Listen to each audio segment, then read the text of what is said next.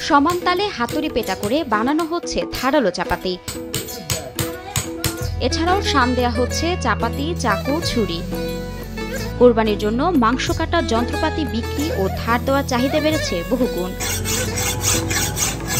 তাদের কাজের দক্ষতা এতটা নিখুঁত যে এসব যন্ত্রপাতি নিয়ে কোনো প্রশ্ন তোলা ভার।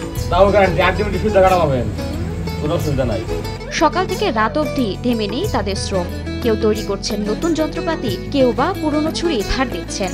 প্রচন্ড গরম, ক্লান্তি সবকিছুর পরও কাজ করে চলেছেন অনবরত।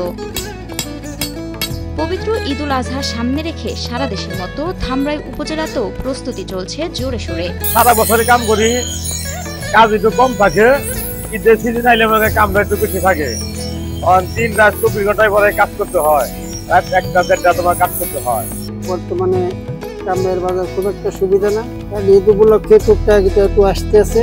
কয়লা ও কাঁচামালের দাম বাড়াতে দিন শেষে শূন্য পকেটে বাড়ি ফিরতে হচ্ছে কামারদের। কয়লার দাম বেশি, কারিগর মজুরি বেশি, কিন্তু হিসাবে দেখা যায় জিনিসের দাম বেশি, কিন্তু হিসাবে বুঝতেছে না। টানা ৭ম-বারের মতো বেস্ট টিস্যু পেপার ব্র্যান্ড হিসেবে স্বীকৃতি পেয়েছে বসুন্ধরা টিস্যু। আধুনিকতার ছোঁয়ায় দিন দিন এই শিল্পের প্রয়োজন কমে যাচ্ছে মানুষের কাছে।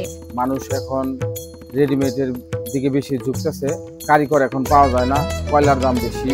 বর্তমানে এই কাজ করে সংসার চালাতে হিমশিম আগুনের তাপে থাকা এসব কর্মজীবী মানুষ।